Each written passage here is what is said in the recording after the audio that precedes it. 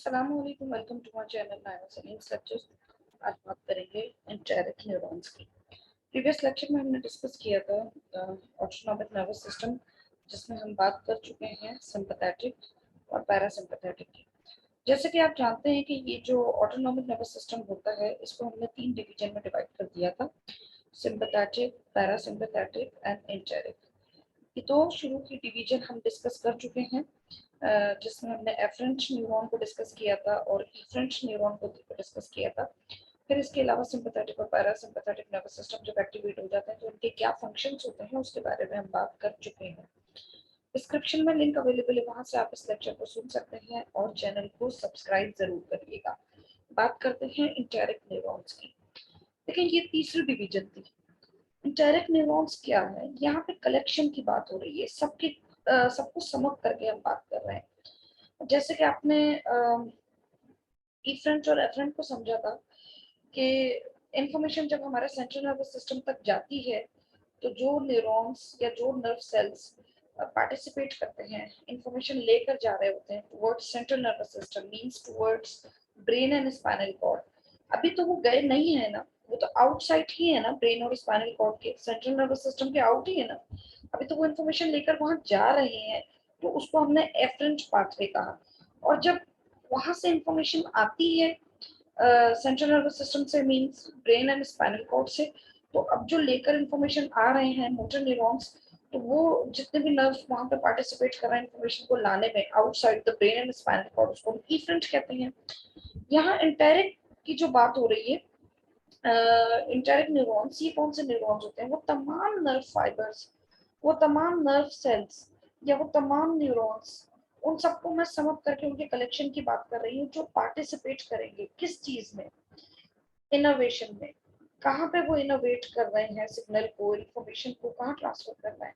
ये इनोवेट कर रहे हैं इंफॉर्मेशन को गैस्ट्रोइंटेस्टिनल ट्रैक्ट में, यहाँ जो स्टमक है या जो अदर पार्ट आ जाते हैं इस ट्रैक्ट में, वहां पे उसने इनोवेट करना है। पैंक्रियास भी इसमें शामिल है। इसके अलावा गॉल ब्लैडर को भी ये इनोवेट कर रहा होता है। ठीक है, ये पूरा एक कॉन्स्टिट्यूट करता है जिसको हम कहते हैं ब्रेन ऑफ गट। ये बहुत ज्यादा गैस्ट्रिक साइड पे रोल प्ले कर रहे होते हैं, सारे स्ट्रक्चर्स मिलकर, सारे पार्ट्स मिलकर काम कर रहे होते हैं, तभी हम इनको ब्रेन ऑफ गट कह देते हैं। ये जो सिस्टम है एंटेरिक न्यूरॉन का, जो इनोवेट कर रहा है, यहाँ पे लाके इंफॉर्मेशन दे रहा है, यहाँ से यहाँ पे एक्टिविटीज करवा रहा है, किसके थ्रू मॉड्यूलेट होता है, किसके थ्रू रेगुलेट होता है? दोनों सिस्टम के through, sympathetic and parasympathetic nervous system के थ्रू। इंडिपेंडेंटली भी काम कर रहा होता है और वो दोनों भी रोल प्ले कर रहे होते हैं इनकी एक्टिविटीज में। अच्छा, अब यहाँ हम बात करेंगे इनोवेशन की। इनोवेशन क्या होता है? इनोवेट क्या होता है? देखिए, इनोवेट मतलब स्टिमुलेट करना, इन्फॉर्म करना, मैसेज लाना, बताना, उसको एक्टिवेट करना। इसके लिए हम टर्म यूज करते हैं इनोवेट। अब यहाँ पे इनोवेशन है ऑटोनॉमिक नर्वस सिस्टम की, हमने उसको दो कैटेगरी में डिवाइड कर दिया है। एक को हम कह रहे हैं ड्यूल इनोवेशन और दूसरे को हम कहते हैं जो सिर्फ और सिर्फ सिंपैथेटिक होती है। मतलब क्या है? ओनली सिंपैथेटिक इनोवेशन होती है यहाँ पे। दोनों का मतलब क्या हुआ? देखें, आपके पास है डिफरेंट ऑर्गन्स, ठीक है, वहां पे इंफॉर्मेशन आनी है, ठीक है। डिफरेंट नर्व इसके लिए, डिफरेंट न्यूरॉन्स इसके लिए रोल प्ले कर रहे होते हैं। जैसे आपने सिंपैथेटिक में पढ़ा था, मैंने प्रीवियस लेक्चर में समझाया था कि जब सिंपैथेटिक सिस्टम एक्टिवेट हो जाता है, इसका मतलब अब वहाँ जो ऑर्गन्स हैं, जैसे हमारा हार्ट है तो उसकी हार्ट बीट तेज हो जाएगी, ब्लड प्रेशर हमारा इंक्रीज हो जाएगा और हमारे स्केलेटल मसल्स को ज्यादा ग्लूकोज और ज्यादा ब्लड सप्लाई किया जा रहा होगा, क्योंकि वो नॉर्मली फाइट और फ्लाइट का रिस्पॉन्स शो कर रहा होता है ना। उसी कंडीशन में, स्ट्रेस की कंडीशन में ही सिंपैथेटिक नर्वस सिस्टम एक्टिवेट होता है। तो ये जो सारे सिग्नल्स आ रहे थे हार्ट के पास, स्केलेटल मसल्स के पास, ब्लड प्रेशर जो हमारा इंक्रीज हो रहा था, वो सारे, ये सब जो हो रहा है, हार्ट बीट तेज हो रही है, ये क्यों हो रहा है? क्योंकि सिग्नल्स यहाँ पे आ रहा है। सिग्नल्स कौन ला रहे थे? कल आपने स्टडी किया था, pre ganglionic neuron and post ganglionic neuron जो है, ये सिग्नल पहुंचा रहे हैं। सिग्नल इन दोनों को, इन दोनों से गुजरते हुए, इन दोनों के थ्रू ट्रेवल होते हुए इन ऑर्गन्स तक आ रहा था, ठीक है। तो अब यहाँ क्या है? इनर्वेशन मतलब ऑर्गन तक सिग्नल आएगा। सिग्नल कौन लेके आएगा? एक तरीका है ड्यूल इनर्वेशन होगी, ठीक है। अब ड्यूल इनर्वेशन क्या होती है? देखो ड्यूल मींस दोनों तरीके से, दो पैटर्न होंगे यहाँ पे। वो दो पैटर्न क्या होंगे?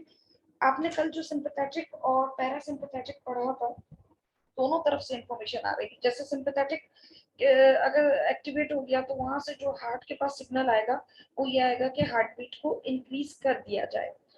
अब अगर मैं रेस्ट में बैठी हूँ, आप अगर रेस्टिंग स्टेज में है, रेस्टिंग स्टेट में है, तो अब जो है वो पैरासिम्पैथेटिक नर्वस सिस्टम एक्टिवेट है, वो आपको रेस्ट में रखा हुआ है। इतनी ज्यादा आपकी हार्ट बीट अभी तेज नहीं होगी, आपका हार्ट नॉर्मली वर्क कर रहा है, ठीक है।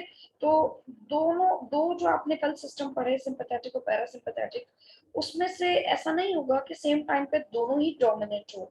रूल ये है कि सेम टाइम में कोई एक सिस्टम डोमिनेट होगा, ठीक है। तो नॉर्मली जो रेस्टिंग स्टेज में, जिसको हम रेस्ट और डाइजेस्ट स्टेट कहते हैं, रिलैक्सिंग स्टेट कहते हैं, वो किसकी वजह से, कौन से सिस्टम के एक्टिवेट होने की वजह से होती है? पैरासिम्पैथेटिक। तो इसका मतलब डोमिनेट कौन होगा? डोमिनेट होगा भी पैरासिम्पैथेटिक, ठीक है। वो डोमिनेट हो गया ओवर सिंपैथेटिक। फाइट और फ्लाइट की कंडीशन में सिंपैथेटिक एक्टिवेट हो गया, ठीक है। तो अब ये जो हमारे पास एक ऑर्गन है दैट इज हार्ट, यहाँ पे जो ड्यूल इनर्वेशन है वो उसकी एग्जांपल जो है वो हार्ट है। क्या क्या कहना चाह रही हूँ? ये कहना चाह रही हूँ एक सिस्टम मेरे पास, एक मैकेनिज्म सिंपैथेटिक है और दूसरा पैरासिम्पैथेटिक है, ठीक है। ये हार्ट सिग्नल रिसीव कर सकता है इस सिस्टम के अकॉर्डिंग भी ना, और अपनी हार्ट बीट तेज कर दी, इसने फंक्शन अपना इंक्रीज कर दिया। और फिर उसके बाद जैसे ही नॉर्मल स्टेट में हम चले गए, जो भी फाइट और फ्लाइट रिस्पॉन्स था वो खत्म हो गया, उस सिचुएशन को कंट्रोल कर लिया गया है। तो अब जो सिग्नल रिसीव होगा, अब कौन एक्ट करेगा? अब यहाँ पे पैरासिम्पैथेटिक एक्टिवेट हो जाएगा, ठीक है। वो डोमिनेंसी शो करेगा ओवर सिंपैथेटिक।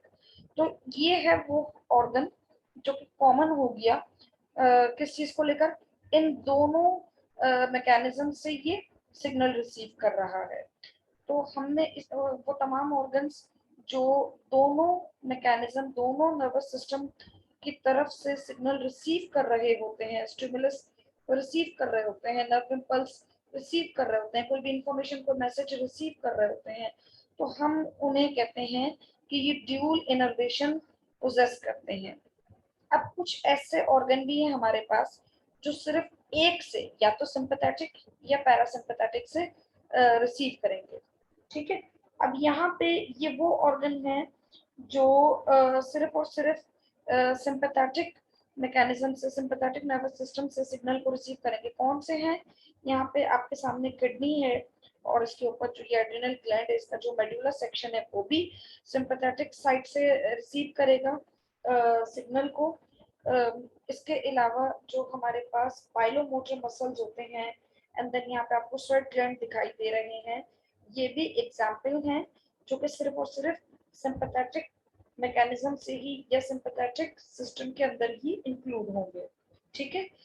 ये दोनों आपने क्या पढ़ी है? Innervation by autonomic nervous system, जो कि दो कैटेगरी में डिवाइड कर दी गई थी, ड्यूल इनर्वेशन और ओनली सिंपैथेटिक इनर्वेट जो हो रहे थे। अब है आपके पास सोमैटिक नर्वस सिस्टम। मैं आपको वो टेबल दिखाना यहाँ पे चाहूंगी जो आपने स्टार्टिंग में डिस्कस किया था। नर्वस सिस्टम को हमने दो डिवीजन में डिवाइड कर दिया था, peripheral nervous system, central nervous system. Central nervous system आपको मालूम है कंसिस्ट होता है ब्रेन और स्पाइनल कॉर्ड पे, और वो न्यूरॉन जो कि आउटसाइड, वो नर्व जो कि आउटसाइड सेंट्रल नर्वस सिस्टम हो, हम उसको कहते हैं पेरिफेरल नर्वस सिस्टम, जिसको आपने अगेन दो क्लासेस में डिवाइड कर दिया था, एफरेंट और इफरेंट। इंफॉर्मेशन जा रही है टुवर्ड्स सीएनएस, इंफॉर्मेशन आ रही है फ्रॉम द सीएनएस, ठीक है। फिर यहाँ पे ई फ्रंट की हम बात कर रहे थे। ई फ्रंट को आपने मजीद इसको हमने क्लासिफाई कर दिया, इसकी डिवीजन थी ऑटोनॉमिक और सोमैटिक, जिसमें हमने ऑटोनॉमिक को डिस्कस कर लिया है, सिंपैथेटिक, पैरासिम्पैथेटिक, एंटेरिक।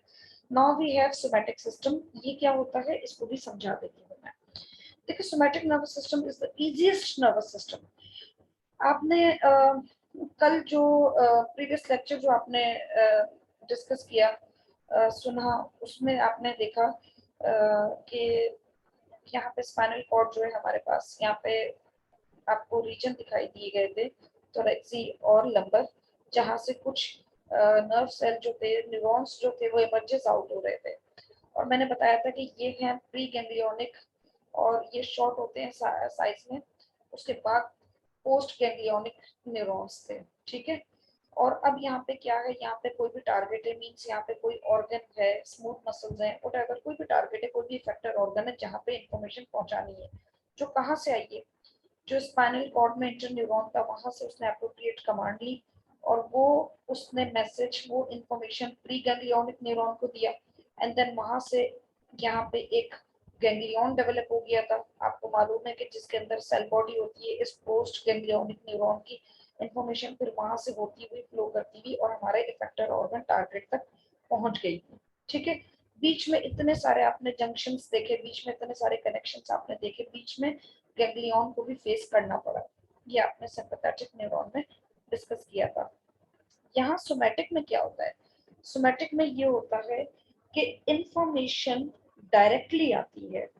एक मोटर न्यूरॉन होता है जो कि माइलिनेटेड होगा। सपोज कर लीजिए कि ये सेल बॉडी है मोटर न्यूरॉन की और ये इसकी लॉन्ग एक्सॉन एरिया है और यहाँ पे आके ये कनेक्ट हो गया इसका टर्मिनल पॉइंट स्केलेटल मसल से, ठीक है। ये इसकी सेल बॉडी है।